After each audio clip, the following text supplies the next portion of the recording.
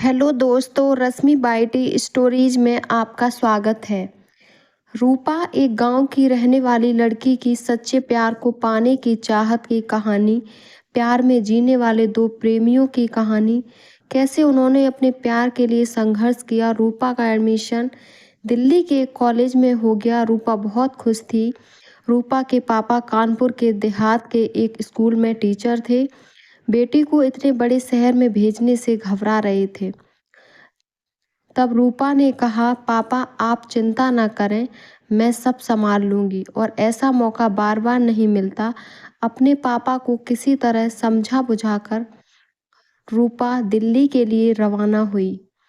घर से निकली तो मम्मी पापा उसे बस में बिठाने आए। रूपा के पापा दीनानाथ जी चाहते थे कि वे उसे दिल्ली तक पहुंचा कर आएं, लेकिन रूपा ने मना कर दिया। रूपा की मां शांति जी की आंखें नम थीं। तीनों बस स्टैंड पर खड़े थे। कुछ ही देर में बस आ गई। रूपा अपना सारा सामान बस में चढ़ाने लगी। फिर मम्मी के गले लगकर उसने विदा ली। बस में खिड़की के सहारे सिर टिकाकर अपने गांव को निहार रही थी। रूपा को लग रहा था जैसे सब छूटा जा रहा है। बस उसे कानपुर तक ले जाती, वहां से उसे ट्रेन से दिल्ली जाना था। रूपा को बैठे बैठे बचपन की बातें याद आ रही थीं।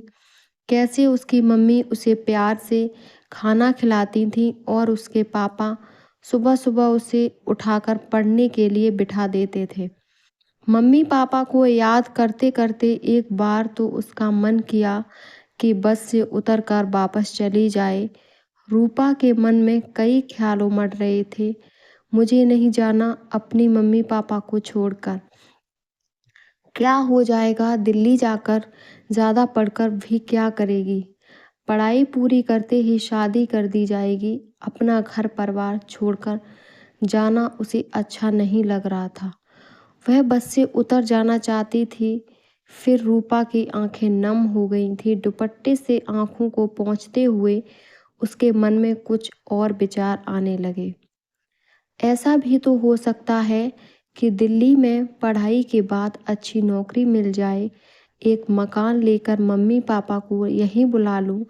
कुछ सालों की ही तो बात है।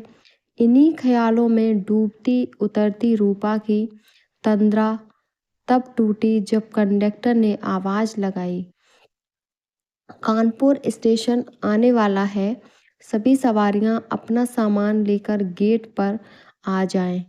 इसके बाद बस सीधे बस स्टैंड पर रुकेगी। रूपा ने जल्दी से अपना बैग और सूटकेस संभाला और बस के रुकते ही वह कानपुर स्टेशन पर उतर गई। बस से उतरकर उसे थोड़ा डर लग रहा था। अभी तक तो मम्मी पापा का साया था, अपना गांव था। अब वह शहर की भीड़ भाड़ के बीच अकेली खड़ी थी। प्लेटफॉर्म पर पहुंची तो ट्रेन खड़ी थी। रूपा जल्दी से ट्रेन में चढ़ गई। अपनी सीट पर पहुंचकर उसने सामान सेट किया और बैठ गई। ट्रेन यहीं से शुरू होती है, इसीलिए टाइम पर ट्रेन ने सरकना शुरू कर दिया। 12 घंटे के बाद ट्रेन नई दिल्ली रेलवे स्टेशन पर पहुंची। रूपा बाहर आई तो टैक्सी ऑटो वाले उसके पीछे लग गए। रूपा ने एक ऑटो को ठहरा लिया कॉलेज जाने के लिए। वह कॉलेज पहुंची, वहां उसे हॉस्टल में कमरा मिल गया।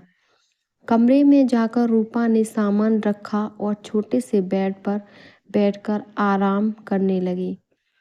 तभी उसे याद आया कि मम्मी पापा ने खबर देने के लिए कहा था। मम्मी को फ़ोन मिलाकर पहुंचने की जानकारी दे दी। रूपा की रूम पार्टनर प्रिया थी, जो कि उसकी सीनियर भी थी। बहुत ही सुलझी हुई लड़की थी। जल्द ही दोनों में दोस्ती हो गई। रूपा ने कॉलेज जाना शुरू कर दिया। कॉलेज में उसने देखा कि वहाँ स्टूडेंट पढ़ने कम और मौज मस्ती करने ज़्यादा आते हैं। रूपा अपने खाली समय में लाइब्रेरी में बैठकर पढ़ती रहती। एक दिन वह पढ़ रही थी, तभी प्रिया को अपनी ओर आते देखकर वह मुस्कुराने लगी। अरे प्रिया, तुम और लाइब्रेरी में, तुम तो कभी यहाँ नहीं आती। प्रिया ने फटाफट रूपा की किताब बंद कर दी। आज सब घूमने जा रहे हैं, तू भी चल। रूपा ने पीछे छुड़ाते हुए कहा, प्रिया मुझे यह सब पसंद नहीं, अभी बहुत पढ़ाई करनी है, तुम सब जाओ। लेकिन प्रिया नहीं मानी और उसे जबरदस्ती अपने साथ ले गई। पूरा ग्रुप दिल्ली से कुछ दूर एक हिल स्टेशन पर पहुंच गया। सभी अपने पार्टनर के साथ घूम रहे थे। रूपा एक पेड़ के नीचे बैठकर आसपास के नज़ारों को देख रही थी। तभी उसी की क्लास में पढ़ने वाला शिवाय उसके पास आया। अरे रूपा, तुम यहाँ अकेले बैठे हो, प्रिया कहाँ है? रूपा अचानक चौंक जाती है क्योंकि इससे पहले उसने कभी शिवाय से बात नहीं की थी। वह यही हो वह यही होगी, अभी आ जाएगी। यह सुनकर शिवाय हंसने लगा। यहाँ सब अपने पार्टनर के साथ घूम रहे हैं, वो तो अब वापसी में ही मिलेगी। यह सुनकर रूपा भी हंसने लगी। तुम्हारी कोई पार्टनर नहीं है? शिवाय ने कहा। नहीं, अभी तक तो नहीं है। दोनों एक साथ बैठकर बातें करने लगे। रूपा को शिवाय के साथ बातें करके अच्छा लग रहा था। कुछ देर बाद शिवाय ने कहा, वहाँ सामने कॉफ़ी हाउस है, क्या तुम मेरे साथ कॉफ़ी पीने चलोगी? रूपा ने शिवाय के साथ चल देती है। कॉफ़ी पीते पीते शिवाय अपने बारे में रूपा को बताता है कि वह एक बहुत बड़े बिजनेसमैन का बेटा है और पढ़ाई पूरी करने के बाद वह अपने पापा का बिजनेस ही संभालने वाला था। शिवाय और रूपा दोनों में दोस्ती हो जाती है। दोनों एक साथ कॉलेज आते, एक साथ लंच करते, एक साथ वापस जाते थे। रूपा का मन धीरे धीरे पढ़ाई से ऊब गया था। उसे शिवाय के साथ रहना अच्छा लगता था। एक दिन प्रिया ने रूपा को समझाया, रूपा तू जिस काम के लिए आई है उस पर ध्यान दे, पढ़ाई बहुत ज़रूरी है। मुझे लगता है तू शिवाय से प्यार करने लगी है, लेकिन बहुत सोच समझकर कदम उठाना। उसके पापा करोड़पति हैं, क्या वे तुझे स्वीकार करेंगे? रूपा हंसते हुए बोली, अरे तू कहाँ पहुँच गई, हम दोनों अच्छे दोस्त हैं बस। प्रिया बोली, बेटा मैंने तुझसे ज़्यादा दुनिया देखी है। जब तेरा मन पढ़ाई में नहीं लग रहा तो तुझे प्यार हो गया है। अगर मेरी बात पर विश्वास नहीं है तो एक हफ्ते तक शिवाय से मत मिल। रूपा उसकी बात टालने के लिए बोल देती है, हाँ हाँ, इसमें कौन सी बड़ी बात है। रूपा ने बोल तो दिया, लेकिन वह रात भर सो नहीं पाई। वह शिवाय से दूर नहीं रह सकती थी।